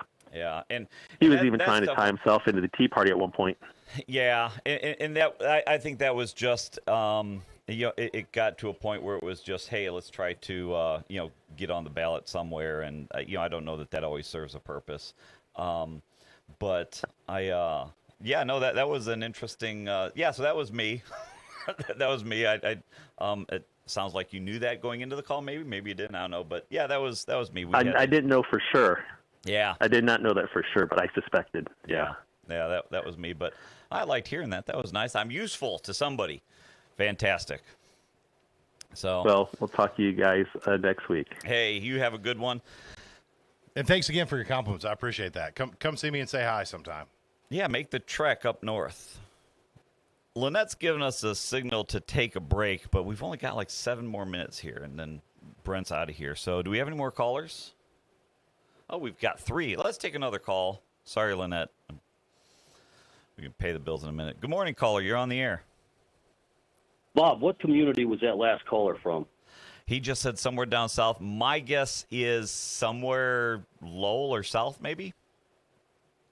Okay, I get don't rid know. of Todd Rokita. Hold on, let me talk, because I've been on hold for 41 minutes. Get rid of Todd Rokita and Beckwith, right? That's We're what the so caller far said. right to get us back to center. Yeah. Second point, didn't Randy Niemeyer try to get accountability over at Nepotism Central at the Lake County Government Center, and he was shot down on it? Speaking of SB1, Randy Niemeyer asked for accountability at the Government Center, and his example was we literally have 4 attorneys working on one thing. So for SB1 and the fatness in Lake County, let's look at your police department, Bob. How many school resource officers do we need to have? We have 1. Think outside the box, Bob. Hold on. You have 1? Yeah. I'm going to call baloney on that, Bob. Okay. And I'll give it to you, Bob. If you've got Well, 1, seems like you why might be are the we guy that would paying? know. Why are we paying a cop? Let me ask the question. Why are we paying a cop $80,000 to dance and high five kids going into a school, where if you vetted a retired veteran, you could probably hire him for half and put that cop back on the street, stopping the riffraff, as you said, coming from Illinois? Could we not do that? I'm sure you could. I mean, our school resource officers, they're not in the schools 24/7. So what we do in Dyer, and I don't You're know. I sure don't know of how that, they- Bob? Yes. Yes. Okay. I'm going to look into it. And Come on you're down. saying he's in this. Going over to Brent. Brent. Yes, sir. You said Harvard Law. Harvard Law's a pretty good resume, right? Yeah, I think so. I'm going to give you Karen Freeman Wilson from Gary, Indiana. She go to Harvard Law? Now let me. Yeah, she did, and she turned out to be a storm. Let me segue into Gary. So wait. Okay, So real quick. wait, hold on now. So you're saying because one person went to a school that you don't like, it's a bad school? I mean, I don't. I'm saying. You asked the question. Do I get to answer? Sure. I'm saying it's not a marker of a quality individual. You can't go on that alone. Then you use the Marine I think Corps. well, hold on. I'd like to respond. I said I specifically said he has a good resume. Having Harvard Law School on your resume indicates that you attended a good school and got a good education. Doesn't say anything about your personality or your ability, right? It's a. Then you said he was a Marine. That's what I give you Jerome Prince, also of Gary. You're really not making a very good point here. You don't think it's I'm an not making a accomplishment good to be point? a Marine? No, I don't. Oh, okay. Don't confuse activity with achievement. Now, let me segue into Gary. Am I seeing that Trucker Mike is calling out Matlock for being racist, I'll answer my own question. I am going to hold your breath here. I am going to defend Matlock. I do not think Matlock is a racist. Yes, he is an idiot Democrat, but he is not a racist. Matlock, I don't think you're racist, sir. Do you like Ted Cruz? I like guys that stand up for what's right. Do you like? Oh no, I mean, do you like Ted Cruz? I don't know enough about him. Tom I Cotton? like Lindsey Graham. God rest his soul. Tom Cotton? Don't know enough about him. Yeah. Lot of. Do you like Todd Rokita? Brent, do you like Todd Rokita? Yeah, I like Todd. I mean, I don't agree So with you all like his everything politics, he's but doing? I've met him and I like him he's a nice guy. I'm Nice guys capable of don't cut it, Brent. I'm capable of separating someone's views with a friendship. I have lots of friends I disagree with. It doesn't mean they're bad people. In today's environment, Brent, nice guys don't cut it. You need good men. Marines. So, just the mark of a Marine doesn't make you a good man, Brent. Pull your head out. Man, I generally respect people that say they're ex-Marines. I mean, any branch of the forces really, but someone tells me that they're an honorably discharged Marine, I have a lot of respect for them just off the bat. Yeah, I mean, for me, that's a fairly You're decent a Marine, right? I mean, fairly decent hey, this litmus guy's a test. captain. Yeah, you know. So, I do want to go back to the SRO thing. No, I mean they're out on the streets. Yeah, they go to school. We have cops at all the schools at pickup and drop off time. So how it works with Dyer is there is some reimbursement. I don't want to give out the incorrect number, but there's some reimbursement from the school corporation to offset that cost. To have them in the school when it is. We only have one. We used to have two. 3-4 years ago maybe. We're down to one now. We didn't. We're doing. I think what you were trying to say is, keep that head count on the streets. We're doing that, so we've got one.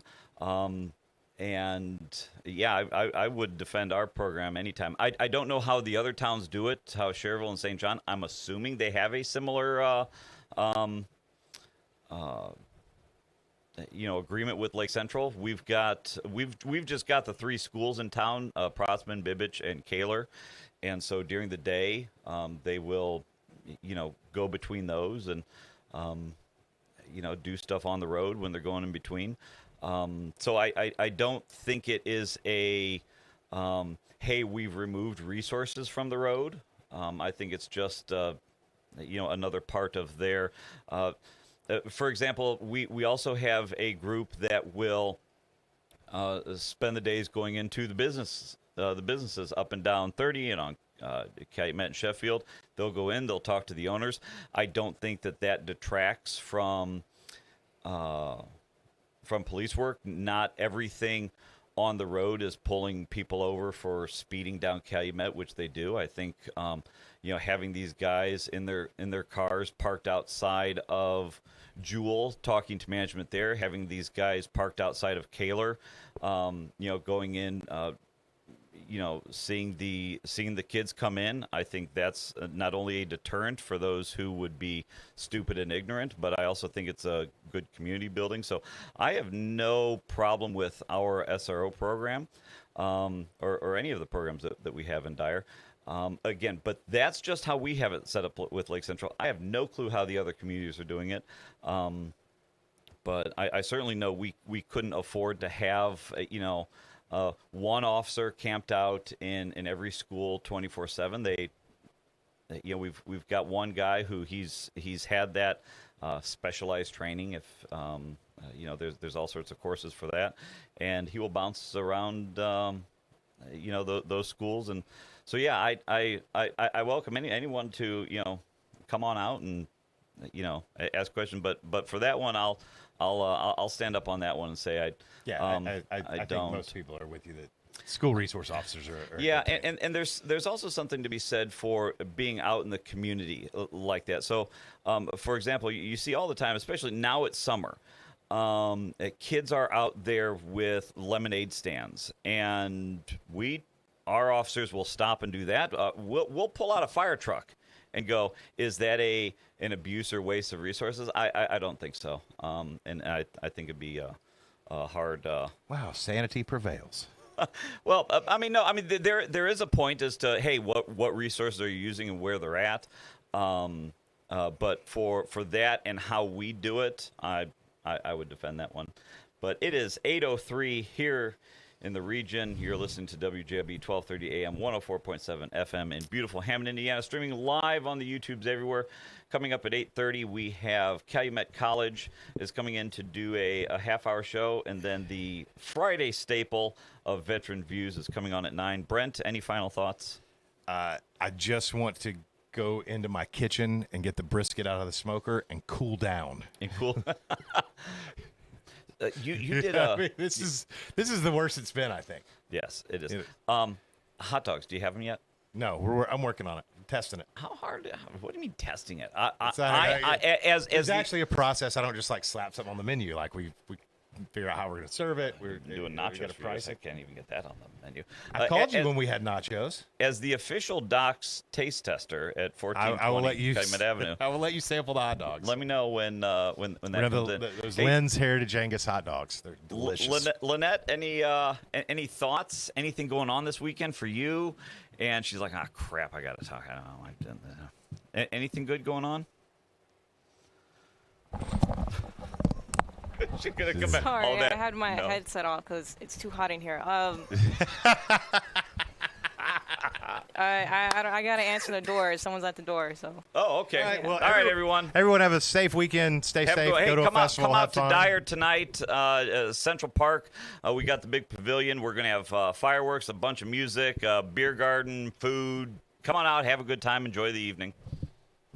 I'm a victim of being ran over by a semi while I was flagging. The person wasn't paying attention, and they hit me with their vehicle. I seen a accident where we were the first people to walk up, and that picture will never leave my mind. I've seen people get hit before. It's been horrible. Construction zones on roadways and bridges are more than just cones and equipment. They're the workplace for thousands of dedicated union laborers. Everybody has a family that they need to get back home to, so please just pay attention to us out here while we're working. We all have family, and I know it's a pain in the ass, but we're trying to make the roads better for y'all. We're doing this for everyone. We're hardworking Hoosiers, just like you, and we all want to make it home safely. People would just take a couple seconds to pay attention. Be aware of where we're at, where the cone zones are at. We're all in this together, and we're all just trying to be safe. This is Brian Short, Business Manager for the Indiana Laborers District Council. Everyone deserves a safe place to work. Do your part in the cone zone. Slow down, save a life. We're all in this together.